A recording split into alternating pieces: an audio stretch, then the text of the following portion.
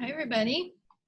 We're back with the one and only Ivan. Do you remember from the weekend that Ruby kind of laid Mac out?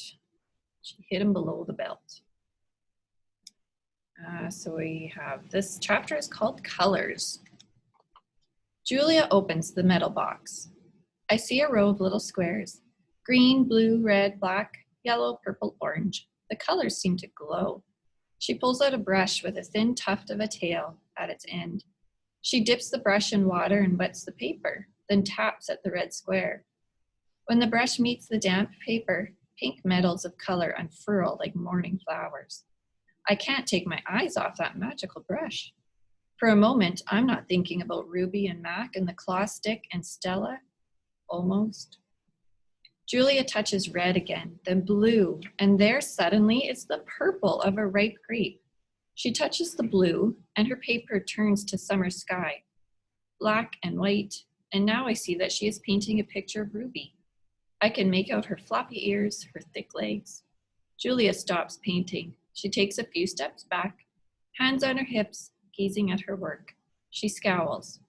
"It's not right," she says. She glances over her shoulder at me. I try to look encouraging. Julia starts to crumple up the paper, then reconsiders. Instead, she slides it into my cage at the spot where my glass is broken. "Here you go," she says. "A Julia original. That'll be worth millions someday." Gingerly, I pick up the paper. I do not eat a single bite of it. "Oh, hey, I almost forgot." Julia runs to her backpack. She pulls out 3 plastic jars. One yellow, one blue, one red. She opens the jars and an odd, not food smell hits my nose. Julia pushes the jars one by one through the opening. Then she slides some paper through. "These are called finger paints," she says.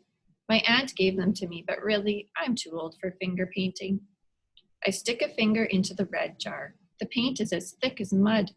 It's cool and smooth like bananas underfoot. I pop my finger into my mouth. It's not exactly ripe mango, but it's not bad. Julia laughs. "You don't eat it, you paint with it." She grabs a piece of paper and presses her finger on it. "See? Like this." I place my finger on a piece of paper. I lift it, and a red mark is there. I get a bigger glob from the pot and slap my hand down on the page. When I pull my hand off the paper, its red twin stays behind. This isn't like the ghostly handprints on my glass, the ones my visitors leave behind. This handprint can't be so easily wiped away. Here's a picture of it. A bad dream. I lie awake, peeling dried red paint off my fingertips.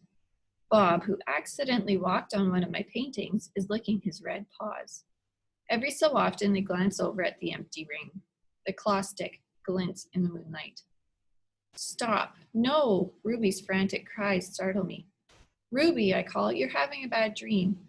"You're okay. You're safe." "Where's Stella?" she asks, gulping air.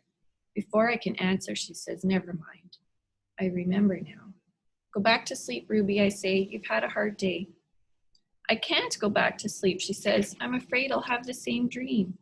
There was a sharp stick and it hurt." I look at Bob and he looks at me. "Oh," Ruby says. "Oh, Mac." She puts her trunk between the bars. "Do you think," she hesitates, "do you think Mac is mad because I hurt him today?" I consider lying, but gorillas are terrible liars.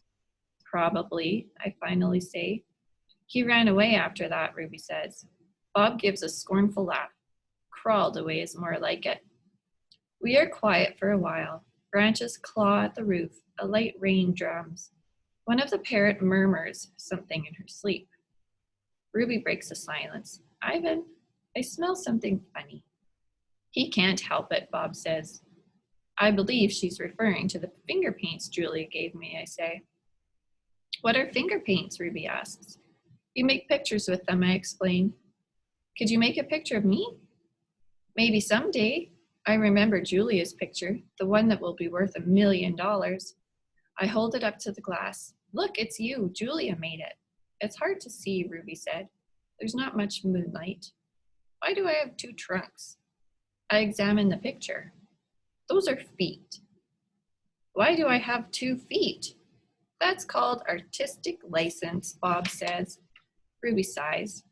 Could you tell me another story, she asks. I don't think I can ever go back to sleep. I told you all I remember, I say with a helpless shrug. Then tell me a new story, she says. Make something up. I try to think, but my thoughts keep returning to Mac and his claw stick. Anything yet? Ruby asks. I'm working on it. Ivan, Ruby presses. Bob said you're going to save me. I search for true words. I'm working on that too. Ivan, Ruby says in a voice so low I can barely hear her. I have another question. I can tell from the sound of her voice that this will be a question I don't want to answer. Ruby taps her trunk against the rusty iron bars of her door. Do you think, she asks, that I'll die in this domain someday, like Aunt Stella? Once again, I consider lying, but when I look at Ruby, the half-formed words die in my throat. Not if I can help it, I say instead. I feel something tighten in my chest, something dark and hot, and it's not a domain I had. I pause, and then I say it. It's a cage. The story. I look at the ring layered with fresh sawdust. I look at the skylight, at the half-hidden moon. I just thought of a story, I said. Is it a made-up story or a true one, Ruby asks. True, I say. I hope. Ruby leans against the bars. Her eyes held the pale moon in them, the way a still pond holds stars. Once upon a time, I say, there was a baby elephant. She was smart and brave, and she needed to go to a place called a zoo.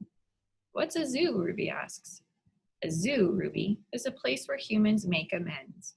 A good zoo is a place where humans care for animals and keep them safe. Did the baby elephant get to the zoo? Ruby asks softly. I don't answer right away. Yes, I say at last. How did she get there? Ruby asks. She had a friend, I say. A friend who made a promise. And that's where we'll leave it today. And we'll find out more of his story tomorrow. Bye for now.